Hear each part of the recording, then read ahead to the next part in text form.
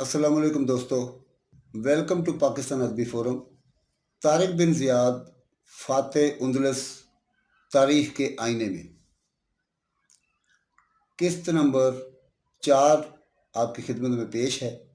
तो आइए सुनते हैं तारिक बिन ज़ियाद तारीख़ के आईने में एपिसोड 4।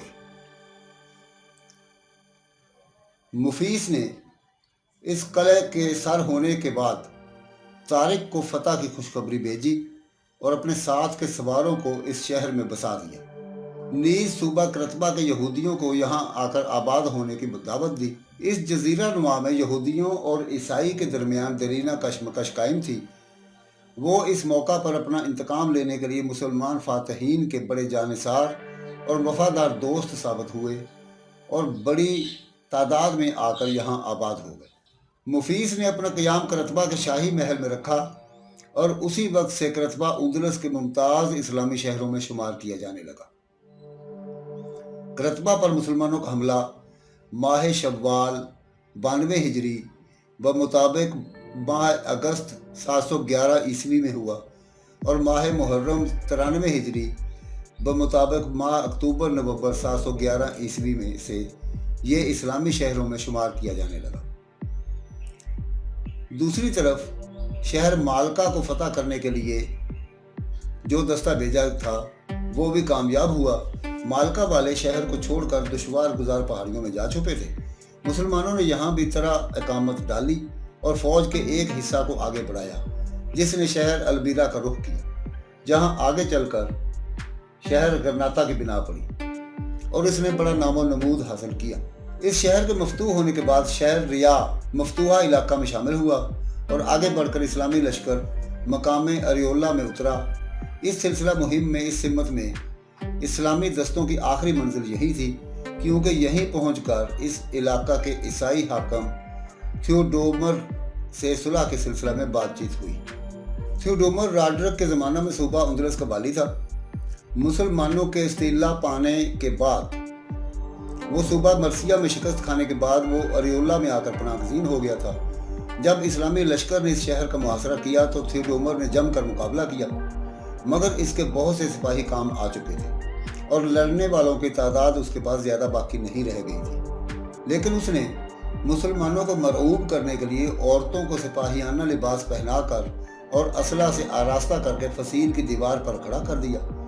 दूर से औरतों और मर्दों में तमीज़ करना मुश्किल था। इन औरतों के आगे बचे खुचे सिपाहियों को हथियारों से आरास्ता करके खड़ा किया था। फिर सुलह का झंडा लहराता हुआ खुद इस्लामी लश्कर के कैंप में चला आया। मुसलमानों को दूर से फौज की तादाद ज़्यादा नजर आई। वो फरेब में आ गए और आसान शर्तों पर सुलह के लिए तैयार हो गए। थियोडोमर ने सुलह के बाद अपना तारफ़ कराया।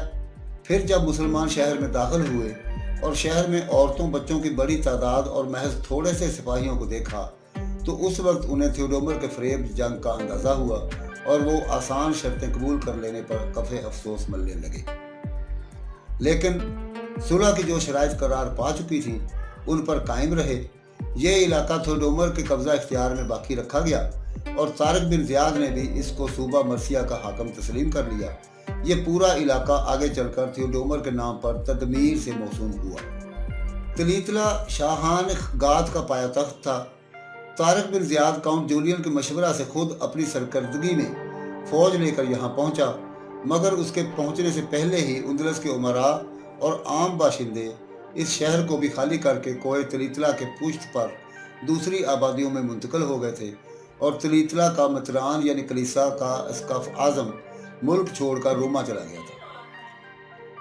जिस कदर नवादर व ख़ज़ाइन ले जा सकते थे वो ले जा चुके थे, इसलिए तारिक के लिए तलीतला का दरवाज़ा खुला हुआ था और वो बिला कुछ तो खून इस तारीखी शहर में दाखिल हो गए। तलीतला के कीमती ज़खायर अगरचे यहाँ से हटाए या छुपाए जा चुके थे, फिर भी तारिक को यहाँ दौलत व सरवत का इतना बड़ा अंबार मिला जो कि इससे पहले इस मुल्क में देखा नहीं गया था। इसी में शाहाने उंदलस के 24,000 निगार ताज भी इस कलीसा में महफूज दस्तयाब हुए। शाहाने उंदलस का दस्तूर था कि वो अपने दौरे हुकूमत में अपना कीमती ताज कलीसा में नज़र चढ़ाते थे। इसमें उनका नाम, उम्र, तारीख तक नशीनी और फिर बाद में वफात की तारीख लिख दी जाती थी। इसी तरह बड़ी तादाद में किस्म किस्म के नुकरई और तलाई और लाल जवाहर के ज़रूफ हाथ आए। तारिक बिन ज़ियाद ने मुसलमानों को यहाँ आबाद किया। उनके साथ उनके हलीफ यहूद भी बसाए गए और कोती शहजादा ओपास को तलीतला का हाकिम बना दिया। शाहाने स्पेन के ताजों के मुतल्लिक मौलवी अनायतुल्लाह साहब ने उंदलस के तारीखी जोग्राफिया में बाज़ नई मालूमात को यकजा कर दिया है। वो लिखते हैं, इसी शहर तलीतला की एक वसी इमारत में जो गालिबन कलीसा से मुतल्लिक होगी, तारिक बिन ज़ियाद को 170 ताज तलीतला के बादशाहों के मिले थे। इसी गायब से अरबी मौरखों ने इस इमारत का नाम बैतुल मलूक बयान किया है। डॉन पास्कल ने अपने तर्जमा नफ़्ख़ुत तय्यब के ज़मीमा में किताबुल अमामा व सियासा की एक इबारत का तर्जमा किया है, जिसमें कोती बादशाहों के ताजों का जिक्र है। बर्नार्ड और एलन वेशा अपनी किताब अरबिक स्पेन सफ़ा 387 ता 389 में लिखते हैं, 1851 ईस्वी से पहले कोती बादशाहों के ताजों के मुतल्लिक ये बयान यूरोप वालों को अरबों की एक गड़हत मालूम होती थी। लेकिन जब सूबा तलीतला के एक छोटे से शहर के करीब एक मकाम से चंद ताज और कलीसाई अशिया बरामद हुई तो यकीन हो गया कि अरबों ने इन बादशाही ताजों के हाल में सच के सिवा जो कुछ लिखा है वो बहुत कलील है। 1858 में सूबा तलीतला के एक छोटे शहर गवादामोर के करीब एक नदी गवाराजर में सख्त तुगयानी आई। पानी उतर गया तो इस नदी के किनारे एक पुराने कोती गिरजा के खंडर में एक जगह मिट्टी के कुछ चीज़ें चमकती नजर आईं। सबसे पहले एक गरीब किसान की बीवी की नज़र उन पर पड़ी। उसने और उसके खामद ने इन कीमती चीज़ों को वहाँ से निकाल लिया। उनको क्या मालूम कि यह खजाना वो है जो 1200 बरस से ज़मीन में दबा पड़ा था। मदरसा के मौलम ने इनमें से एक चीज़ किसान या उसकी बीवी के हाथ देख ली। उसने हुकाम को मतला किया और वो जो चीज़ें सुनार की बट्टी के हवाला नहीं हुई थी वो बच गईं। अगर ये इत्तेफाक पेश ना आता तो 7वीं सदी ईस्वी के कलीसाई जेवरात के एक पूरे मजमूए से दुनिया महरूम हो जाती। ये तमाम कीमती अशिया आजकल मजरीद और कलोनी के अजायब खानों में रखी हैं। इन ताजों पर एक कोते बादशाह के नाम जवाहरात के जलाओ से लिखे हुए थे। इन ताजों के साथ सलीब भी थी जिस पर नाम कंदा था। इनके अलावा और कलीसाई अशिया थी जिन पर उनके हदिया करने वालों के नाम मिट गए थे। थियोडोसिस के सोने के ताज पर एक इबारत इस मजमून की कंदा थी, स्टेफानो थियोडोसिस आया। ये नजराना पेश करता है। बादशाहों के ताजों पर सिर्फ उनके नाम और पेशकश शाही के अल्फाज नक्श थे। इससे जाहिर है कि अरबी मौरखीन का ये बयान कि नजराने के ताजों पर कोती बादशाहों के नाम कंदा थे बिल्कुल दुरुस्त है और इस पर कुछ ताज्जुब ना करना चाहिए कि अरब जो लातीनी ज़बान न जानते थे उन्होंने ऐसी कंदा इबारतों की तरफ निस्बतन जो किसी कदर बड़ी थी ये समझा कि जिस शख्स का ताज है इस पर नाम के अलावा इसके ख़ानदानी हालात भी दर्ज हैं। ये ज़रूर है कि ये ताज वो न थे जो कोती बादशाह अपनी ज़िंदगी में पहनते थे, बल्कि ये ताज वो थे जिनको बादशाह अपनी ज़माना हुकूमत ही में कलीसा को पेश करते थे।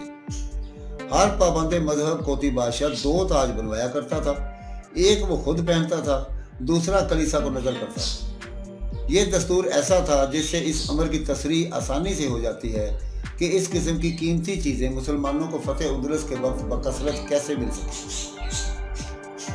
तारिक तलीतला को खाली पाकर मफरूर ईसाइयों के ताक़ुब में जबाल तलीतला और जबाल शारात को अबूर करके खुद फौज लेकर गया और एक कायद मोहम्मद बिन इलियास मुगीली की सरकर्दगी में फौज का एक दस्ता दूसरी सिमत से भेजा ताकि तलीतला के शाही खजाना को कब्जा में लाया जाए। मुगीली ने एक शहर वादिल हजारा को फतह किया और यहाँ के कलीसा में बेशकीमत तलाई और नकरई ज़रूफ़ व ज़ेवरात बेशुमार तादाद में हासिल हुए। मुसलमानों ने इस इलाका को वादिल हजारा यानी पत्थरों वाला दरिया से मौसूम किया।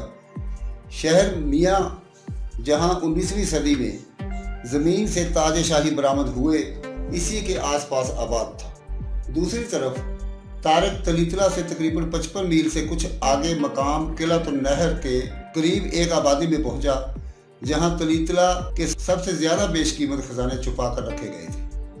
तारिक ने इस शहर पर आसानी से कब्जा कर लिया और बेशुमार दौलत हाथ आ गई। जिसमें वो तारीखी मायदा यानी खाने की मेज़ भी था, जिसको यहूद हज़रत सुलेमान अलैहिस्सलाम की तरफ मंसूब करते चले आते थे।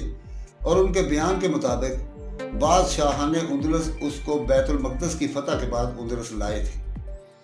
बाज़ दूसरी रवायतों के मुताबिक वो उंदुलस के बादशाहों ही में से किसी का बनवाया हुआ था। ये तारीखी मायदा ठोस सोने की मेज़ की शक्ल का था। ये मुसत्ता मेज़ 365 पायों पर कायम थी और बेशकीमत जवाहरात, याकूत, ज़बरजद और मोतियों से मुरस्सा थी।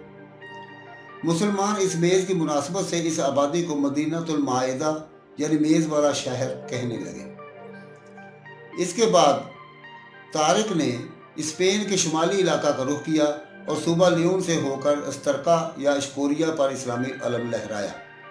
इसके बाद शुमाल मगरबी गोशा में सूबा जनीकिया की समत बढ़ा और कसीर माल गनीमत हाथ आया। शुमाली उंदुलस में ये मुहिमें मुस्तकिल कब्जे के लिए नहीं भेजी गई थी, बल्कि महज इसलिए गई थी कि स्पेन के उमरा पहले हर तरफ से सिमट कर तलीतला में आ गए थे, और जब ये शहर भी हमलावरों की जद में आ गया तो बहुत से उमरा अपने खजानों के साथ जलीकिया चले गए थे। इसलिए इन इलाकों में ना मुसलमानों की कोई आबादी कायम हुई और ना यहाँ इन मुहिमों के पायदार नकूश सब्त हुए, कि सिर्फ मुजाहिदीन इन इलाकों को ताकतो ताराज करके वाफर माल गनीमत से लदे फंदे तलीतला वापस आ गए। अब उंदुलस में मुसलमानों को आए हुए तकरीबन 1 साल गुजर चुका था। इस असना में उन्होंने यहाँ जनूबी और औसत उंदुलस में अपना कामिल इक़्तिदार जमा लिया था। कादस, इशबेलिया, मालका, तलीतला वगैरह के अहम सूबे, जिनमें मुख्तलिफ मरकज़ी शहर जजीरा खजरा, करतबा, गरनाता, तदमीर, मालका और तलीतला वगैरह आबाद थे, इस्लामी हदूद में थे। इन सूबों में मुसलमान और उनके साथ स्पेन के यहूद जो ईसाइयों से बुग़्ज़ व अनाद रखते थे बसाए जा चुके थे। मुख्तलिफ सूबों और शहरों को जिन सरदारों ने फतह किया था वही वहाँ के अमीर थे और इन दस्तों के सिपाही वहाँ के आम बाशिंदे बन चुके थे। खुद तारिक का मस्तकर तलीतला करार पा चुका था, जो उस वक्त अमलन मुसलमानों का दारुल हुकूमत था, लेकिन उंदुलस में इस्लामी पेशकदमियों को जारी रखने के सिलसिला में तारिक ने मूसा के हुक्म की जो नाफरमानी की थी, उसकी वजह से आगे चलकर जल्द ही उसको यहाँ की हुकूमत से दस्तबरदार होना पड़ा और मूसा ने खुद यहाँ आकर अनाने हुकूमत हाथ में ले ली। गाथ शहजादे जो उंदुलस में मुसलमानों के कदम जमाने में मुआवन हुए थे, उनका मामला अभी तक मुअल्लक था। ये 3 भाई थे। अरब मुअर्रिखीन ने इनके नाम अलमंद, रमला या बरकला और अरतबास लिखे। 1000 जागीरें उनकी खास थी। मुआहिदा के मुताबिक इन जागीरों पर इन्हें काबिज होना था। गो के तारिक अपने मुआहिदा का पाबंद था, लेकिन ये शर्तें अपनी नौइयत के एतबार से ऐसी अहम थीं कि उन पर अमल दरामद दरबार खिलाफत की मंजूरी के बाद ही किया जा सकता था, और इसका अंदाज़ा उन शहजादों को भी हुआ। चुनाचे वो तारिक के पास आए और सफाई से उससे पूछा कि वो खुद अमीर मुजाहिद है या उसके ऊपर कोई दूसरा हाकिम भी है। तारिक ने उनको सूरत हाल समझाई कि वो वाली अफ्रीका के मातहत है और वो अमीरुल मोमिनीन का नायब है। इन शहजादों ने मूसा के पास जाकर उससे मिलने की ख्वाहिश जाहिर की। तारिक ने इससे इत्तफाक किया और तारफ़ का एक मकतूब उनको दे दिया, जिसमें इस मुआहिदा और मुसलमानों के हक़ में उनकी खिदमात की तफसीलात दर्ज थी। उधर मूसा खुद उंदुलस आने के लिए तैयार थे और दारुल हुकूमत से चलकर इलाका बर्बर में मुकीम थे कि ये गाथ शहजादे उनकी खिदमत में पेश हुए। उन्होंने एक मुफस्सल मकतूब उनके हवाला किया कि दरबार खिलाफत दमिश्क में हाज़िर हों। चुनाचे ये शहजादे इस मकतूब को लेकर खलीफा वलीद बिन अब्दुल मलिक के दरबार में आए। वलीद उनके साथ गैर मामूली अखलाक से पेश आया, इन्हें शाहाना एजाज़ व इकराम से दरबार में जगह दी और कुशादा पेशानी से इनमें से हर एक को अलहदा अलहदा फरमान दिया, जिनमें शाहान बख्शिशों का जिक्र था, और वो तमाम जागीरें उनकी मिल्कियत करार पाई थी जो शाहान उंदुलस की ज़ाती जायदादें थीं। नीज़ इन फरमानों में उनकी कदीम शाहाना अजमत को बरकरार रखने का हुक्म दिया गया था। बर्बर सरदार उनसे मिलने जाएं तो उन्हें खड़े होकर उनकी ताज़ीम बजा लाने की ज़रूरत ना होगी। दरबार से रुखसत होने के वक्त इन्हें शाहाना अता व तहाइफ से सरफराज किया। उसके बाद ये शहजादे उंदुलस वापस आए اور اپنی اپنی جاگیروں کا جائزہ لے لیا اور ان کو باہمی رضامندی سے باہم تقسیم کر لیا۔ بڑے شہزادے المند نے مغربی اندلس کی جاگیریں لیں، اس لیے اشبیلیہ میں قیام اختیار کیا۔ منجلے شہزادے ارتباش کی جاگیریں وسط اندلس میں واقع تھیں، وہ کرتبہ میں رہا۔ چھوٹے شہزادے رقلہ یا رملہ کی جاگیریں شرقی اندلس میں تھیں، اس نے تلیتلا کو اپنے قیام کے لیے پسند کیا۔ اس طرح یہ تینوں شہزادے اندلس کے مختلف 3 حصوں میں اعزاز و امن و عافیت کی زندگی بسر کرنے لگے۔ ان کی عزت و منزلت میں کبھی کمی نہیں آئی۔ یہ اندلس کے معزز و مرفع الحال شرفاء میں شمار کیے جاتے رہے۔ عرب مورخین نے ان شہزادوں کے حالات تفصیل سے لکھے ہیں، جس سے اندازہ ہوتا ہے کہ یہ لوگ اندلس کے حکمرانوں کی نگاہوں میں غیر معمولی عزت رکھتے تھے۔ المند کا انتقال خلیفہ ہشام بن عبد الملک کے زمانہ حکومت میں ہوا۔ اس کے 2 خرد سال لڑکے متروول ارتباس اور ایک لڑکی سارہ معروفہ بقورتیہ اس کے وارث تھے۔ ان کی نابالغی سے فائدہ اٹھا کر ان کے منجلے چچا ارتباس نے ان کی جاگیروں پر قبضہ کرنا چاہا۔ سارہ اپنے بہن بھائیوں میں سب سے بڑی اور ہوش مند تھی۔ اس نے ان کی فریاد کے لیے براہ راست دارالحکومت کو منتخب کیا، چنانچہ اپنے دونوں بھائیوں کو ساتھ لے کر ایک جہاز پر اندلس سے روانہ ہوئی۔ اسقلان میں جہاز سے اتری اور دمشق پہنچی۔ خلیفہ ہشام نے بڑے اعزاز سے اس کا خیر مقدم کیا، توجہ سے اس کی معروضات سنی اور مناسب ہدایات کے ساتھ اس زمانے کے امیر افریقہ حنظلہ بن صفوان کے نام ایک فرمان لکھ کر سارہ کو دیا، جس کو لے کر وہ حنظلہ کے پاس افریقہ آئی۔ حنظلہ نے اس زمانہ کے والی اندلس ابو الخطا حسان ابن زرار قلبی کے نام اس کے حسب منشا حکم نامہ لکھ دیا۔ سارہ اس کو لے کر اندلس پہنچی۔ ابو الخطا نے اس خیال سے کہ ایک عورت کے لیے اتنی بڑی جائیداد کا تنہا سنبھالنا دشوار ہوگا، سارہ کی مرضی سے اس کا عقد نکاح ایک معزز عرب قائد عیسیٰ بن مزاحم سے کر دیا اور اس کی جاگیروں پر قبضہ دلا دیا۔ عیسیٰ بن مزاحم نے سارہ کی جاگیر کا مناسب انتظام کیا اور وہ فارغ البالی سے زندگی بسر کرنے لگی۔ عیسیٰ بن مزاحم سے سارہ کے 2 بیٹے ابراہیم اور اسحاق پیدا ہوئے۔ اندلس کی مشہور تاریخ افتتاح الاندلس کا مصنف ابن القوطیہ ان میں سے ابو الذکر ابراہیم کی اولاد میں سے ہے۔ ابن القوطیہ کا نام محمد، کنیت ابو بکر، باپ کا نام عمر، دادا کا عبد العزیز تھا اور پردادا یہی ابراہیم بن عیسیٰ بن مزاحم تھا۔ ابن القوطیہ نے 396 ہجری میں وفات پائی۔ اندلس میں جب امویوں کی مستقل حکومت قائم ہوئی تو اس زمانہ میں سارہ زندہ تھی۔ عبد الرحمن الداخل اموی فاتح اندلس کے دربار میں بھی اس کے شاہی آداب ملحوظ رکھے گئے۔ سارہ نے دمشق میں عبد الرحمن الداخل کو اس کی خرد سالگی کے زمانہ میں ہشام کے پاس بیٹھا ہوا دیکھا تھا۔ سارہ نے عبد الرحمن کو یہ واقعہ یاد دلایا اور اس نے بھی سارہ کو پہچان لیا۔ عبد الرحمن کے زمانہ میں وہ قصر شاہی کے زنان خانے میں بے روک ٹوک آتی جاتی تھی اور رفتہ رفتہ شاہی خاندان کے ارکان سے اس کے مراسم بہت بڑھ گئے تھے۔ اسی زمانہ میں جب عیسیٰ بن مزاحم کا انتقال ہوا تو 2 عرب معززین جرہ بن ملاس ندجہی اور عمیر ابن سعید لخمی سارہ کو اپنے حوالہ عقد میں لانے کی درخواست گزار ہوئے۔ عبد الرحمن نے ثعلبہ بن عبید جذامی کی سفارش اور سارہ کی رضامندی سے عمیر بن سعید سے اس کی شادی کر دی۔ اس نکاح سے حبیب بن عمیر پیدا ہوا جو اندلس کے بنو حجاج، بنو سلمہ اور بنو جزر کا جد اعلیٰ ہے۔ اندلس کے آخر عہد اسلامی تک حبیب بن عمیر کا خاندان اشبیلیہ کے ممتاز شرفاء میں شمار کیا گیا۔ ارتباس بھی شاہانہ جاہ و حشم سے زندگی بسر کرتا تھا۔ اس کے تعلقات عرب و بربر عمائد و معززین سے بہت شگفتہ تھے۔ وہ اگرچہ بھائی کی وراثت کے لیے بھتیجوں سے لڑا تھا مگر طبعاً نہایت سیر چشم تھا۔ اس کی داد و دہش کے واقعات ایسے ہیں جو شہزادوں ہی کے شایع نشان ہو سکتے ہیں۔ مسلمان علماء و صلحاء کی بڑی قدر افزائی کرتا تھا۔ ایک مرتبہ چند شامی معززین اس کے پاس بیٹھے ہوئے تھے۔ اندلس کے مشہور عابد و زاہد میمون بن لبانہ اس کے پاس آتے دکھائی دیے۔ یہ انہیں دیکھتے ہی تعظیم کے لیے کھڑا ہو گیا اور اپنی مرصع نقرئی کرسی پر بٹھانا چاہا۔ وہ معذرت کر کے فرش پر بیٹھ گئے۔ ارتباس بھی پاس ادب میں اپنی کرسی سے اٹھ کر ان کے پاس فرش پر بیٹھ گیا اور ادب سے زحمت فرمائی کی وجہ دریافت کی۔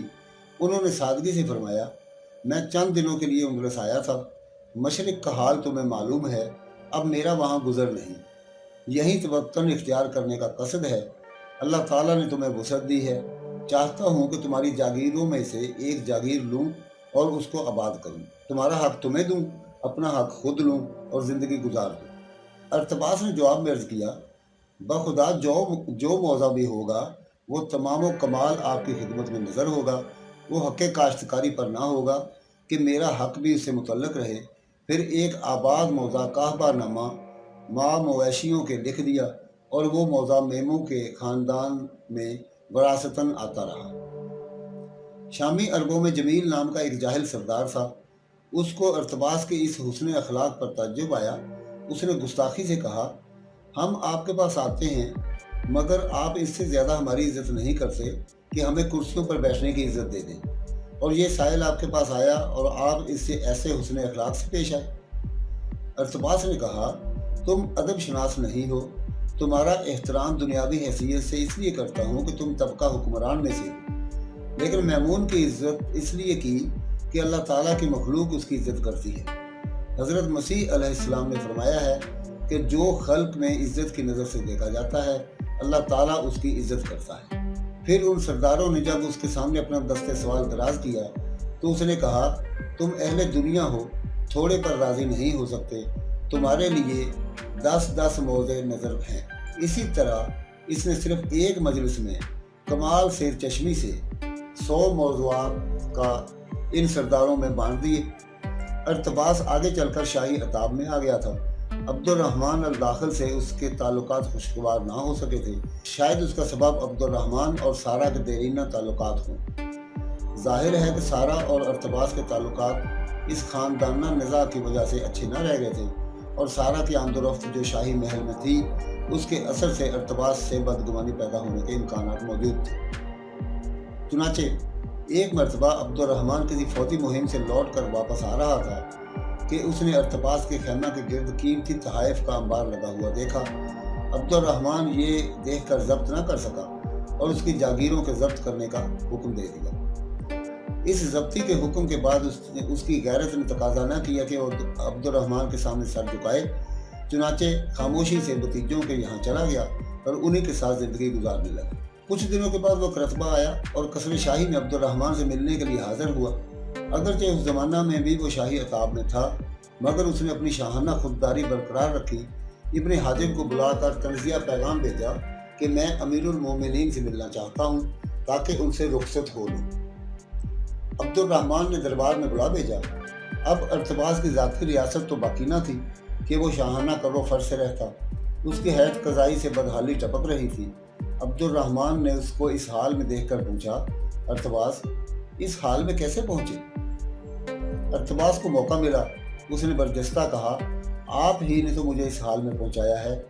आप मेरे और मेरी जागीरों के दरमियान हायल हो गए और वो मुआहदे जिनको आपके आबाओ अजदाद ने किया था मेरे किसी जुर्म के पादाश के बगैर तोड़ डाले। अब्दुर्रहमान ने बात बदल कर तंज़िया लहजा में कहा, तुम तो इस वक्त मुझसे रुखसत होने के लिए आए हो। मैं समझता हूँ कि तुमको रोमा जाना है। अरतबास ने कहा, नहीं तो मुझको तो खबर मिली कि आप शाम का कसद रखते हैं। अब्दुर्रहमान ने कहा, मुझे यहाँ कौन छोड़ सकता है कि मैं वापस जाऊँ, या वहाँ से बज़ौर शमशीर निकाला जा चुका हूँ। अरतबास ने जवाब दिया, तो फिर इस मकाम पर जहाँ आप इस वक्त मौजूद हैं, क्या आप चाहते हैं कि उसको अपने बाद अपनी औलाद के लिए भी छोड़ जाएं, या इस बरस इसको वापस ले लिया जाए जैसे कि आपने इसको लिया है? अब्दुर्रहमान ने कहा, नहीं वल्लाह, मेरा इसके सिवा कोई कसद नहीं कि मैं इसको अपने और अपने औलाद के लिए मुस्तहकम कर जाऊँ। ये सुनकर अरतबास ने सफाई से कहा, तो फिर अपने तर्ज अमल का जायज़ा लीजिए। इसके बाद ऐसे मुख्तलिफ वाक़यात और ख़यालात इसके सामने बयान किए जो उस ज़माना में अब्दुर्रहमान को अरतबास और उसके तर्ज हुकूमत के मुतल्लिक़ लोगों में फैल रहे थे। अब्दुर्रहमान को अरतबास की इस गुफ्तगू से मुसर्रत हुई, उसका शुक्रिया अदा किया और 20 जागीरों को वापस करने का हुक्म दिया और नए सिरे से खिलत से सरफराज किया। इसके बाद उसको उंदलस के ईसाइयों के ओहदा कमासत पर सरफराज कर दिया। इस तरह उंदलस के दौरे इस्लामी में हुकूमत की तरफ से सबसे पहला कोमस वही नामजद किया गया। अफसोस है कि तीसरे भाई रमला या वक्ला और उसकी औलाद के हालात रोशनी में ना आ सके। मूसा बिन नसीर बिन अब्दुर्रहमान बिन जैद लखमी ताबईन में से थे। हज़रत तमीम दारी रज़ी अल्लाह अन्हु से हदीसें रवायत की। खानवादा उम्मिया से उनका देरीना ताल्लुक़ था। उनके वालिद को नसीर बिन अब्दुर्रहमान लखमी कहा जाता है। वो बनु उम्मिया के मवाली में से थे। एक रवायत के मुताबिक वो अरबी नस्ल थे और बनु लहम से ताल्लुक़ रखते थे। इस निस्बत से लखमी कहलाए और यही रवायत ज़्यादा करीने क़यास है। दूसरी रवायत यह है कि नसीर खिलाफत सिद्दीकी में शाम में जबल जलील में गिरफ्तार किए गए और बनु उमैया ही ने उनको आज़ाद किया। वो अमीर मुआविया के दामन से वाबस्ता थे और उनके नज़दीक मंजिलत रखते थे। वहीं जब अमीर मुआविया हज़रत अली करमल्लाहु वजहुल करीम से जंग के लिए निकले तो नसीर इस फौज में शरीक नहीं हुए। अमीर मुआविया ने अपने एहसानात याद दिलाकर वजह पूछी तो उन्होंने जवाब दिया, मेरे लिए ये मुमकिन ना हो सका कि आपका शुक्रगुजार होने के लिए इससे कुफरान करूं, जिसकी शुक्रगुजारी ज़्यादा बेहतर है। अमीर मुआविया ने पूछा, वो कौन है? नसीर ने जवाब में कहा, अल्लाह इज़्ज़ व जल। मूसा बिन नसीर की वलादत शाम ही में इसके एक करिया कुफर मरी में अहद फारूकी में 19 हिजरी में हुई और वहीं नशो नुमा पाई। उनकी सियासी ज़िंदगी की इब्तिदा खलीफा अब्दुल मलिक बिन मरवान के दौर से शुरू हुई। इसने उनको बसरा के खराज की तहसील का अफसर आला मुकर्रर किया। फिर वो 89 हिजरी में अफ्रीका और मगरब के वाली बनाए गए और अपनी और अपने लड़कों अब्दुल्ला व अब्दुल अजीज़ की सरकर्दगी में अफ्रीका और मगरब के बहुत बड़े इलाका को ज़ेर नगी किया। यहाँ तक कि बर्बरों ने उनकी पूरी इताअत कबूल कर ली। उन्होंने मुल्क के मुख्तलिफ हिस्सों पर अपने वलात नामजद कर दिए। चुनाचे इसी सिलसिला में तारिक बिन ज़ियाद को तंजा का वाली मुकर्रर किया और जब उंदलस की मुहिम दरपेश हुई तो उसकी सरकर्दगी में बर्बरों का लश्कर भेजा, जिसने उंदलस में अपनी पेशकदमियाँ जारी रखी। लेकिन जैसा कि ऊपर बयान किया गया है कि उंदलस में तारिक ने सरी अदूल हुक्मी करके उंदलस के आखिरी शुमाली और शुमाल मगरबी इलाकों तक ताकत की और किसी जगह सिवाय अस्तजा के बकियतुस्सैफ सिपाहियों और सूबा मर्सिया में थियोडोमर के किसी मुनज़्ज़म जमात ने उसका मुकाबला नहीं किया। इसलिए वाक़अतन तारिक से कोई गलती सरज़द नहीं हुई थी, ताहम वो असूलन अपने अफसर के हुक्म की नाफरमानी का मुर्तकब हो चुका था। मूसा बिन नसीर ने उसकी इस आईनी खताकारी को माफ़ नहीं किया। उन्होंने तारिक के हाथों से उंदलस की अमारात की बाग छीनने और उसको इसकी नाफरमानी की सज़ा देने के लिए खुद उंदलस के सफ़र का कसद किया। उन्होंने अफ्रीका में अपने लड़के अब्दुल्ला को अपना कायम मुकाम बनाया, खुद फौज लेकर उंदलस के लिए रवाना हो गए और उंदलस में जजीरा खजरा के पास एक पहाड़ी पर माह रमज़ान 93 हिजरी व मुताबिक माह जून 712 ईस्वी में लंगरअंदाज हुए। ये पहाड़ी जबल मूसा के नाम से मौसूम की गई। यहाँ से वो जजीरा खजरा में आए। काउंट जूलियन मूसा के हमरा और उनके ख़ास मुशीरों में से था। मुसलमानों ने मैदान गोडालेट में 12,000 फौज से 1 लाख फौज को शिकस्त दी। मूसा के साथ मजीद 18,000 आजमूदा कार सिपाही आए थे। इन सिपाहियों को अपना जौहर दिखाने के लिए किसी नए मैदान की तलाश थी। मूसा का हौसला भी बुलंद था और उसकी बड़ी ख्वाहिश थी कि वो अपनी फतूहात को इस तरह वसअत दें कि वो दमिश्क उंदलस से खुश्की के रास्ते से मिला दें। इसलिए वो उंदलस के ईसाइयों को आसान शर्तों पर मुती करके यहाँ अमन व अमान कायम करना और इन्हें अपना हमनवा बनाकर इस्लामी फतूहात के दायरा को आगे इस तरह बढ़ाना चाहते थे कि मफतूहा ममालिक में जा बजा इस्लामी आबादियाँ भी कायम हो जाएं और उंदलस से दमिश्क तक का इलाका सिलसिला तो ज़हब की एक कड़ी बन जाए। ये जाहिर है कि इस अहम तजवीज़ को अमली शक्ल में लाने के लिए खलीफा वक्त की मंजूरी ज़रूरी थी। चुनाचे उन्होंने अपनी मुफस्सल तजवीज़ दारुल खिलाफत दमिश्क भेज दी थी और जवाब का इंतज़ार करते रहे। लेकिन उन दिनों मूसा एक किस्म की ज़हनी कश्मकश में मुब्तला थे। एक तरफ वो तारिक से खुश न थे, अवलन उसकी अदूल हुक्मी की सबब से, दूसरे उसने फतूहात और माल गनीमत के हासिल करने में जो तर्ज अमल इख्तियार किया था वो मूसा की इस स्कीम के मुखालिफ था, जिसके मुताबिक वो पेशकदमी का सिलसिला भी जारी न रख सकते थे। इसलिए उन दिनों में वो एक इंतज़ार की हालत में थे और तारिक से बददिल होने के सबब वो उससे मिलना भी पसंद न करते थे। इसलिए उन्होंने कनीतला जाना पसंद नहीं किया और इंतज़ार की घड़ियों को मगरबी अंदलस में गुजारना चाहा, ख़ुसूसन इसलिए कि इस इलाका में अभी फ़ौजी मुहिमों के लिए वसी मैदान मौजूद था।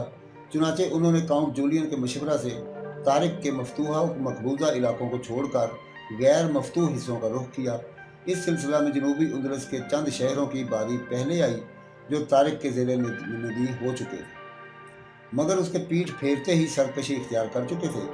चुनाचे मूसा सबसे पहले शजूना पहुँचे और ये शहर मुस्तकिल तौर पर इस्लामी कब्जा में आ गया। फिर करमुना की बारी आई। यहाँ ईसाइयों ने बड़ी ताकत जमा कर ली थी। काउंट जूलियन की मदद से ये मुहिम भी ज़्यादा कुछ तो खून के बगैर आसानी से फतह हो गई।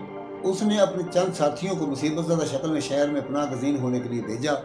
शहर के ईसाइयों ने फरेब में आकर उन्हें जगह दे दी। रात को उन्होंने शहर के फाटक खोल दिए और दरवाज़ा खुलते ही मुसलमान रेला करके शहर में दाखिल हो गए। इसके बाद मूसा ने मशहूर शहर इशबेलिया की तरफ रुख किया। ये गाद से पहले अंदलस का पाया तक सजा चुका था, मुस्तहकम किला बंदियों से महफूज था। इस ज़माना में भी इसकी शानदार इमारतों में उमरा व अमायद सुकूनत पजीर थे और यहाँ के कलीसा को अंदलस में मरकजी अजमत हासिल थी। यहाँ के बाशिंदों ने तारिक से जिजिया की शर्त पर रस्तगारी हासिल की थी, मगर अमलन इताअत कबूल नहीं की थी। मूसा के पहुँचते ही अहले शहर महसूर हो गए। चंद महीने मुहासरा जारी रहा। आखिर शहर वालों ने सफर डाल दी। शहर की दौलत व इमलाक मुसलमानों के कब्जा में आई। अमायद और रऊसा तर्क सुकूनत करके बाचा चले गए और मूसा ने मुसलमानों और यहूदियों को यहाँ आबाद कर दिया। इसके बाद मूसा ने अपनी तजवीज़ के मुताबिक अंदलस के गैर मफतूहा शहर मारता का रुख किया। शहर वालों ने जमकर मुहासरा का मुकाबला किया। तवील मुद्दत यहाँ भी गुजर गई। आखिर मूसा ने शहर के करीब अकब में एक पहाड़ी में कमीनगाह तैयार कराई और फौज को उसमें छुपा दिया। सुबह हुई तो शहर में फौज मामूल के मुताबिक शहर से निकलकर सफारा हुई। इस्लामी लश्कर से मुकाबला हो रहा था कि पीछे कमीनगाह से छुपे हुए सिपाही निकल पड़े और अकब से हमला किया। इस लड़ाई में शहरी फौज की कुव्वत कमज़ोर हुई। इसके लिए मूसा ने लकड़ी का दबाबा यानी टैंक बनवाया। चंद आदमी इसमें बैठकर फसील की दीवार में नकबजनी कर रहे थे कि महसूरीन बड़ी तादाद में नरगा करके निकल पड़े। ये हमला ऐसा अचानक था कि बहुत से मुसलमान शहीद हो गए। ये लड़ाई एक बुर्ज के पास हो रही थी। मुसलमानों में उसका नाम बुर्ज शोहदा पड़ गया। मुसलमानों ने इस जानी नुकसान के उठाने के बावजूद मुहासरा नहीं उठाया। आखिर शहर वालों ने सुलह का पैगाम दिया और इस्लामी लश्कर 94 हिजरी में ईद के दिन 30 जून 713 ईस्वी शहर में दाखिल हुआ। सुलह की शर्तों के मुताबिक लड़ाई में लड़ने वालों और जलीकिया भाग जाने वाले ईसाइयों और कलीसा का सारा मालो मता मुसलमानों के कब्जा में आया। बाकी दूसरे लोगों की दौलत और इमलाक से कोई तारुज नहीं किया गया। मूसा को मारता में इशबेलिया के गिरदोनवाह के 2 शहरों लबला और बाजा के बाशिंदों के मुतालिक इतला मिली कि वो जमा होकर इशबेलिया आए और यहाँ के ईसाइयों की मदद से इशबेलिया में आबाद होने वाले मुसलमानों पर हमलावर हुए। 80 मुसलमान शहीद हो गए और जो यहूदी मुसलमानों के साथ आबाद किए गए थे उन्होंने मुसलमानों की कोई मदद नहीं की। ये अंदलस में अपनी नौइयत का पहला वाक़या था। मूसा ने अपने लड़के अब्दुल अजीज़ की सरकर्दगी में एक लश्कर भेजा। उसने यहाँ के मुजरिम ईसाइयों को पूरी सज़ा दी, उनकी मिल्कियतें जब्त कर लीं और मुसलमानों की बड़ी जमीयत के साथ वो खुद मुकीम हो गया और अपनी सुकूनत के लिए यहाँ के एक कदीम महल को मुंतखब किया। इसके बाद लबला फिर बाजा पर फौज कशी की गई और इन दोनों शहरों को ज़ेर नगी कर लिया गया। यहाँ के उमराव अमायद भी निकाल दिए गए और उनके कसूर महल्लात मुसलमानों के कब्जा में दे दिए गए। नीज़ मारदा के गिरदोनवाह में फौज के दस्ते भेजे गए और ये पूरा इलाका मुतीह हो गया। अभी तक मूसा और तारिक एक दूसरे से नहीं मिले थे। मूसा ने मारदा से तलीतला की जानब माह शवाल 94 हिजरी के खात्मा पर रुख किया। तारिक ने तलीतला से निकलकर तलबीरा में इसका इस्तकबाल किया। मूसा तारिक को देखते ही उस पर बरस पड़ा। कहा जाता है कि नाफरमानी की पादाश में उसको कोड़े भी लगाए गए। बहरहाल अंदलस में उन दोनों की ये पहली मुलाकात नाखुशगवार रही। ताहम मूसा ने ज़जर तौबीह करके मामला को ख़त्म कर दिया, तारिक को अपने मनसब पर कायम रखा और अंदलस के हरावल दस्तों का कायद बना दिया। इस तरह वो अपने ओहदा सिपा सलारी पर मामूर रहा। बाज़ ईसाई मौरखीन ने तारिक के कैद किए जाने, उसके कत्ल का इरादा करने और दारुल खिलाफत से उसकी रिहाई का परवाना आ जाने का तज़किरा किया है, मगर अरबी तारीखों से इसकी तायीद नहीं होती, बल्कि मकरी ने ابن حیان کا یہ بیان نقل کیا ہے۔ پھر موسیٰ نے طارق سے صفائی کر لی اور اس سے اپنی خوشنودی ظاہر کی۔ ابن اسیر لکھتا ہے، موسیٰ طارق کے پاس گئے، طارق نے ان کو راضی کیا، وہ راضی ہو گئے اور طارق کے عذر کو قبول کیا۔ لازری کا بھی یہی بیان ہے کہ طارق نے اس کو راضی کر لیا اور موسیٰ کی خوشنودی اس کو حاصل ہو گئی۔ اس کے باوجود ان دونوں قائدوں کے باہمی اختلاف کے افسانہ کو بڑی شہرت دی گئی ہے۔ اس سلسلہ میں ایک افسانہ بھی گڑھا گیا ہے کہ طارق کی شیشہ دل پر بال آ گیا تھا اور اس نے موسیٰ کو ذکر دینے کے لیے مائدہ سلیمانی کا ایک پایا گم کر دیا۔ پھر دربار خلافت نے اس کی خیانت کی شہادت دی، مگر ابن خلدون اور دوسرے مورخین اس واقعہ کے ذکر سے خاموش ہیں، اس لیے یہ سراسر افسانہ ہی افسانہ معلوم ہوتا ہے۔ موسیٰ نے مال غنیمت کا جائزہ لینے کے بعد نئی مہموں کا آغاز کیا۔ طارق مقدمۃ الجیش کا افسر بنایا گیا تھا، وہ متعین مقامات پر فوج لے کر جاتا تھا۔ موسیٰ پورا اسلامی لشکر اس کے پیچھے پیچھے لے کر جاتا اور نئے نئے مقامات اسلامی فتوحات کے دائرہ میں داخل ہوتے جاتے۔ ان مہموں میں اسلامی لشکر کا رخ اندلس کے شمالی حصہ کی طرف تھا۔ اس وقت تک دارالحکومت سے موسیٰ کی اس تجویز کی منظوری نہیں آئی تھی، تاہم اس نے ان مہموں میں اس تجویز کو اپنی نگاہ میں رکھا۔ وہ اندلس سے مشرق کی طرف موجودہ نقشہ کے مطابق یورپ کے جنوبی ساحلی مقامات اندلس، فرانس، اطالیہ، یوگوسلاویہ اور بلغاریہ سے گزر کر قسطنطنیہ میں داخل ہونا چاہتا تھا۔ پھر یہاں سے اناطولیہ کو طے کر کے شام میں آنا چاہتا تھا۔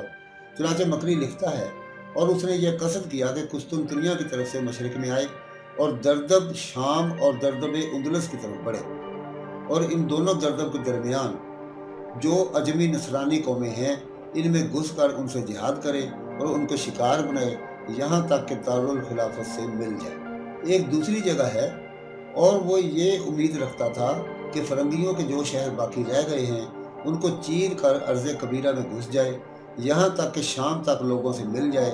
اس کا قصد یہ تھا کہ اس سرزمین میں اس نے چیر کر جو شگاف پیدا کر دیا ہے اس کو ایک وسیع راستہ بنا دے جس پر اہل اندلس مشرق کی طرف آمد و رفت کرنے میں خشکی پہ چل سکیں اور سمندر میں ہو کر نہ گزریں۔ موسیٰ نے یہ مہم اپنے اسی مطمع نظر کے مطابق شروع کی تھی، اس لیے وہ ان مفتوحہ علاقوں کے باشندوں سے غیر معمولی نرمی اور حسن سلوک سے پیش آنا چاہتا تھا تاکہ رعایا کے دلوں میں مسلمانوں سے نفرت پیدا نہ ہو اور حسن معاملت سے ان کا ایسا اعتماد حاصل ہو کہ ان کے لیے اسلامی قبضہ و اقتدار بار نہ ہو جائے۔ ان مفتوحہ ممالک میں امن و امان قائم رہے اور اسپین سے شام تک کے علاقہ کے ایک سلسلہ میں منسلک ہو جانے سے غیر معمولی تمدنی، اقتصادی اور رفاہی فوائد حاصل ہو سکے۔ چنانچہ اس نے مہم کے روانہ ہونے سے پہلے فوج کو جن چند امور کی تلقین خاص طور پر کی اور ان کی خلاف ورزی کی جرم کی سنگین سزا مقرر کی، وہ حسب ذیل ہے۔ نمبر 1، ملک کو طاقت و تاراج نہ کیا جائے۔ نمبر 2، حملے فوجی طریقہ کے مطابق صرف ملک گیری کے لیے ہوں۔ نمبر 3، رعایا کے مذہبی جذبات کا پورا احترام کیا جائے۔ نمبر 4، لوٹ مار اور جور و ظلم کے طریقوں سے باز رہا جائے۔ نمبر 5، مسلمان سپاہیوں کو عدول حکمی کی صورت میں موت کی سزا دی جائے۔ ان ہی احکام کے ساتھ اسلامی لشکر نے مزید فتوحات کے لیے تلیطلا سے باہر قدم نکالے اور کم از کم اندلس کی سرزمین میں غیر معمولی آسانی سے انہیں فتوحات حاصل ہوتی گئیں۔ ان مہموں میں طارق مقدمۃ الجیش کے طور پر آگے آگے اور موسیٰ قلب و فوج کو ساتھ لیے پیچھے پیچھے رہتے تھے۔ شمالی اندلس میں کسی جگہ کسی منظم جماعت نے کوئی قابل ذکر مقابلہ نہیں کیا، یہاں تک کہ صوبہ کے صدر مقام سرکستہ تک مسلمان آسانی سے پہنچ گئے اور شہر کا محاصرہ کر کے اس کو فتح کر لیا۔ شہر کا فتح ہونا تھا کہ گویا پورا شمالی اندلس زیر اقتدار آ گیا۔ یہاں سے گرد و نواح کے ملحق قلعوں پر فوجی دستے بھیجے گئے اور ان کے دروازے کھلتے گئے۔ پھر آس پاس کے شہروں اور چھوٹی بڑی آبادیوں کی طرف فوج کشی کی گئی اور جہاں جہاں مسلمان گئے وہ مقامات فتح ہوتے گئے، بلکہ زیادہ موقعوں پر موسیٰ کی فوج کی ضرورت نہیں پڑی۔ طارق اپنے مختصر دستہ ہی سے ان مقامات کو زیر نگین کرتا گیا۔ بعض مقاموں کے باشندے خود دوڑ کر آئے اور امان طلب کر کے واپس گئے۔ ان مقاموں پر معقول شرطوں پر انہیں امان دی گئی۔ طارق جہاں جہاں جو شرطیں منظور کرتا تھا موسیٰ وہاں پہنچ کر ان کی تصدیق کر دیتا تھا۔ اسی طریقہ سے شمال مشرقی اندلس کا یہ پورا علاقہ زیر نگی ہو گیا۔ اس کے بعد اس صوبہ میں اسلامی حکومت کی تاسیس عمل میں آئی۔ سرکستہ اس صوبہ کا دارالحکومت قرار دیا گیا۔ افریقی مسلمان یہاں آباد کیے گئے اور عبداللہ بن ہنش یہاں کا پہلا گورنر بنایا گیا۔ زمانہ فتح سے حکومت امویہ کے قیام تک 46 برس تک مختلف ولایات یہاں وقتاً فوقتاً بھیجے گئے۔ ولایت والی اندلس کے ماتحت ہوتے تھے، لیکن ہر زمانہ میں مختلف صوبوں کے والیوں میں یہاں کے والی کو امتیازی حیثیت حاصل رہی۔ اندلس کے شمال مشرقی حصہ کی طرف مہم بھیجی گئی، چنانچہ اس علاقہ کے مشہور ساحلی شہر برشلونہ، نشرین، ابرادر اور جرندہ اسلامی اقتدار میں داخل ہوئے۔ ان مقامات میں بھی اسی زمانہ میں یا آگے چل کر مسلمانوں نے اقامت اختیار کی اور ابتداً یہ علاقہ بھی والی سرکستہ کی نگرانی میں رکھا گیا، اور جب تک ان شہروں پر قبضہ رہا یہ صوبہ سرکستہ کی حدود میں داخل رہے۔ اندلس کے شمالی حصہ کے زیر نگی ہو جانے کے بعد فوجی مہموں کے لیے قدرتاً فرانس کے حدود پر نگاہ اٹھی، چنانچہ موسیٰ نے جنوبی فرانس کی طرف اپنی فوجی پیش قدمی جاری کی۔ اس سلسلہ میں سب سے پہلا حملہ جنوبی فرانس کے مشہور ساحلی شہر اربونہ یا ناربون پر کیا گیا اور وہ زیر اقتدار آیا۔ پھر اس شہر کو فوجی چھاؤنی بنا کر فرانس کے مختلف شہروں پر طاقت کی گئی، چنانچہ مسلمان اس طاقت میں جنوب مشرقی فرانس کے مشہور شہر حسن لوڈون پہنچے۔ پھر یہاں سے اوینو کا رخ کیا، لیکن مسلمان ابھی اثناء راہ میں تھے کہ عیسائیوں کے ایک عظیم و شان لشکر کے اجتماع کی خبر ملی، مگر انہوں نے اپنی پیش قدمی جاری رکھی اور اوینو میں داخل ہو گئے۔ اس طرح جنوب مشرقی فرانس کے 3 اہم شہر اربونہ، لوزون اور اوینو مسلمانوں کے قبضہ میں آ گئے۔ مسلمانوں کے فرانس کی حدود میں داخل ہو جانے سے یہاں کے عیسائی حکمرانوں میں ہلچل مچ گئی۔ اس زمانہ میں فرانس میں نوابوں یا اکاؤنٹس اور فوجی افسروں کی چھوٹی چھوٹی خود مختار ریاستیں قائم تھیں۔ ان میں سے پیپن آف ہرسٹل 49 تا 96 ہجری بمطابق 669 تا 714 عیسوی امتیاز حاصل کر کے مرکزی فرانس کے تخت پر قابض ہو چکا تھا، اور وہی فرانس کے فرما روا خاندان کارالیگین کا بانی تھا۔ اس کو عرب مورخین کارلا کے لقب سے یاد کرتے ہیں۔ کارلا یعنی پیپن آف ہرسٹل نے فرانس کو مسلمانوں کے سیلاب کی زد سے محفوظ رکھنے کے لیے عظیم الشان لشکر کے ساتھ فوج کشی کی۔ اوینو کے قلعہ بندی ایسی نہ تھی کہ وہاں بیٹھ کر مسلمان اس کا مقابلہ کر سکتے، اس لیے وہ اربونہ کی قلعہ بندی سے فائدہ اٹھانے کے لیے اسی سمت لوٹ آئے۔ یہاں پہنچے تو پیپن کے لشکر کو شہر کا محاصرہ کیے ہوئے پایا، اس لیے اوینو سے واپس آنے والے اسلامی لشکر کے لیے شہر میں داخل ہونے کا راستہ بند ہو چکا تھا۔ مسلمانوں نے اربونہ کے سامنے ایک پہاڑی کے دامن میں اپنے مورچے جما لیے۔ پیپن دفعتاً حملہ آور ہوا۔ اس وقت طارق اور موسیٰ کی فوجیں ایک دوسرے سے علیحدہ تھیں۔ پہاڑی پر مسلمانوں کا جنگی موقع بھی اچھا نہ تھا، ہر طرف سے نرغہ میں آ گئے اور بہت سے مسلمان شہید ہو گئے۔ آخر بڑی قربانیوں کے بعد لڑتے بڑھتے کسی طرح شہر میں داخل ہونے میں کامیاب ہو سکے۔ پیپن نے بڑی سختی سے ناربون کا محاصرہ کر لیا۔ مسلمان بھی ناربون میں جم کر محاصرہ کو توڑنے کی کوششیں کرتے رہے اور کبھی کبھی شہر سے نکل کر عیسائیوں پر حملہ آور ہو کر انہیں تہہ تیگ کرتے رہے۔ جب محاصرہ طول پکڑ گیا تو پیپن کو مسلمانوں کی کمک پہنچنے کا اندیشہ ہوا، اس لیے وہ محاصرہ اٹھا کر واپس چلا گیا۔ پیپن نے واپس جا کر یورپ پر اسلامی حملہ اور اس سے آئندہ ہونے والے حالات پر غور کرنے کے لیے یورپ کے حکمرانوں کا ایک اجتماع اپنی سرکردگی میں کیا۔ یورپ کے حکمرانوں کو اگر عربوں کی یورپ پر حملہ آور ہونے کا کوئی خطرہ تھا تو وہ اس کو مغرب کے بجائے مشرق کی سمت سے سمجھتے تھے، لیکن ان چند ہزار بے سر و سامان سپاہیوں کا مغرب کے دور دراز راستہ سے قلب یورپ میں سیلاب کی مانند گھستے چلے جانا عیسائی حکومتوں کو محو حیرت بنائے ہوئے تھا۔ لیکن انہوں نے اس مجلس مشاورت میں کسی اعلیٰ پیمانہ پر مدافعانہ مزاحمت نہ کرنے کا فیصلہ کیا، کیونکہ ان کے خیال میں مسلمان جس عزم و حوصلہ اور جوش و خروش سے بڑھ رہے تھے ان کا مقابلہ کر کے ان کی راہ روکنا کوئی آسان کام نہیں ہوتا، اس لیے انہیں اسی حال پر چھوڑ دینے کا فیصلہ کیا گیا، خصوصاً اس لیے کہ ان کے خیال میں جب ان کے دامن مال غنیمت سے بھر جائیں گے اور دولت و ثروت کا نشہ چڑھے گا تو ان میں ایک دوسرے پر مسابقت کرنے کا جذبہ پیدا ہوگا اور اس باہمی آویزش سے سلطنت کے ٹکڑے ٹکڑے ہو جائیں گے۔ اس وقت ان میں سے ایک ایک سلطنت को ख़त्म करना आसान होगा और रफ्ता रफ्ता ईसाई दुनिया खसूसन यूरोप की सरजमीन से उनके नामो निशान को मिटा देना आसान होगा। सलातीन यूरोप ने इस मजलिस मुशावरत में यूरोप में मुसलमानों के बढ़ते हुए असर व इक़्तिदार के मुतल्लिक़ ये बुनियादी फैसला किया और इसी हिकमत अमली के बमूजब उनकी आइंदा कार्रवाइयाँ जारी रहीं। चुनांचे इस फैसला के बाद पैपन ऑफ हर्स्टल ने मुसलमानों पर ईसाई सल्तनतों के मुतहिदा जारहाना हमला का इरादा तर्क कर दिया और सिर्फ अपनी हदूद हुकूमत में दरियाए रोन के किनारे किनारे मुस्तहकम फौजी चौकियाँ तामीर कर लीं। यानी दूसरे लफ्ज़ों में उसने मुसलमानों के मफतूहा इलाका को उनकी हुकूमत के हदूद में तस्लीम कर लिया। आगे चलकर ऐसे हालात पेश आए कि पैपल ने सरहद की तयन के लिए जो फौजी चौकियाँ तामीर की वही सरजमीन फ्रांस में मुसलमानों का आखिरी मुस्तकर करार पाया और मुसलमानों को इससे आगे बढ़ने की ज़रूरत पेश नहीं आई, क्योंकि दारुल खिलाफत से मूसा की तजवीज़ की मंजूरी हासिल नहीं हो सकी।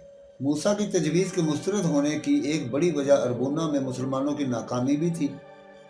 यहाँ मुसलमानों के शहीद होने और गैर मामूली मसाइब उठाने की तफसीलात दारुल खिलाफत में पहुँची, इसलिए खलीफा वलीद ने उंदलस की सफारत के लिए मुफीज़ को मुंतखब किया, जो फतेह कुरतबा की मुहिम अंजाम देकर उंदलस से दमिश्क चला गया था। खलीफा ने हदायत की कि मूसा अपनी तजवीज़ पर अमल करने से बाज रहे और न सिर्फ ये कि वो अपनी मज़ीद पेशकदमियों को रोक दे, बल्कि उंदलस की हुकूमत का इंतज़ाम करके वो बिला ताख़ीर दमिश्क चला आए।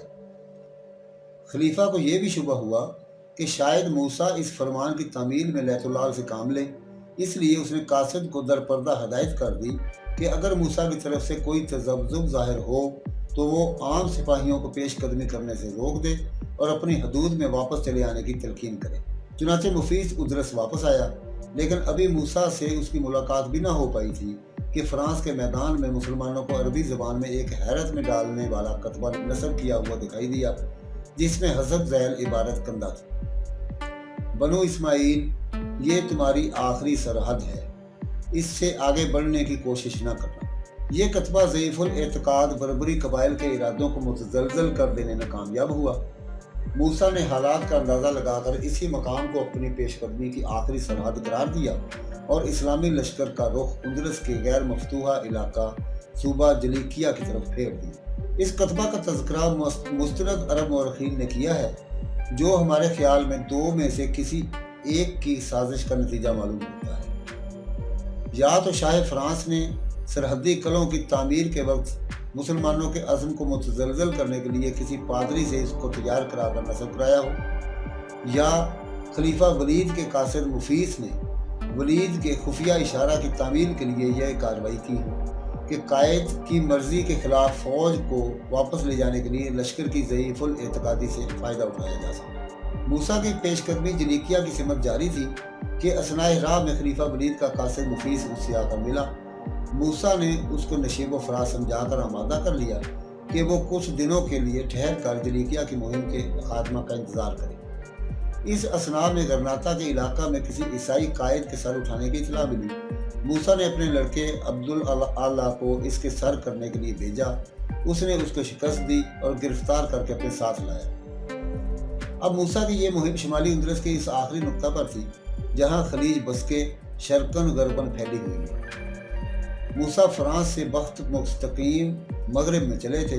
पहले इन्हें सरजमीने बशगनस मिली, यहाँ से वो सुबह उस्तवारास पहुँचे, फिर सुबह जलीकिया में दाखिल हुए और शहर लक में क़याम करके मुख्तलिफ सिमतों में फौजी दस्ते भेजे और वो जहाँ जहाँ पहुँचे वहाँ उन्हें कामयाबी हासिल होती गई। चुनांचे मफतूह मकामात में से लक के शुमाल में खलीज बसके के किनारे सहरा बुलाई और इससे जनूबी गोशा में पुर्तगाल के मशहूर शहर बेज़ो या बाज़ो को अरब मौरखीन ने मफतूह मकामात में दिखाया है। इनके अलावा और बहुत से शहरों पर हमले किए गए, लेकिन इनके नामों की तसरीह नहीं की गई। सिर्फ अजमालन ये कहा गया है कि मूसा का ये लश्कर जहाँ जहाँ पहुँचा ईसाइयों ने इताअत कबूल की। जिन शहरों को ईसाइयों ने खाली कर दिया वहाँ अरबों बर्बर आबाद किए गए और बेशुमार माल गनीमत हासिल हुआ। शहरों के बाशिंदों ने जिजिया की अदायगी पर सुलह कर ली और इस तरह उंदलस के शुमाल मगरबी इलाका का एक बड़ा हिस्सा ज़ेर नगीं हुआ और वहाँ मुसलमानों के असरात कायम हो गए। लेकिन अभी इस इलाका में इस्लामी फतूहात की तकमील न होने पाई थी कि दरबार खिलाफत से एक दूसरा कासिद अबू नसर उंदलस आया और मूसा से मिलने के लिए लक पहुंचा। इत्तेफाक से उस वक्त मूसा एक खच्चर पर सवार थे। अबू नसर ने आकर खच्चर की लगाम पकड़ ली और फौरी वापसी का फरमान पेश किया। अब ताखीर का कोई मौका बाकी नहीं रहा था। मूसा ने लश्कर को वापसी का हुक्म दिया और शुमाल मगरबी उंदलस की मुहिम को नातमाम छोड़कर दमिश्क जाने के लिए जनूब की सिमत रवाना हुआ। उधर तारिक शुमाल मशरकी इलाका की मुहिम पर भेजा गया था। वो इस इलाका को फतह करके वापस आ रहा था कि उधर मूसा पहाड़ी सिलसिला के एक दर्रे से गुजरा और यहीं तारिक का लश्कर उससे आ मिला और इस दर्रा का नाम फजह मूसा करार पाया, जिसके मुतल्लिक गुमान है कि वो कोह वादी रमला में वाक़ है। फिर मूसा और तारिक दोनों मिलकर जनूबी उंदलस की सिमत रवाना हुए।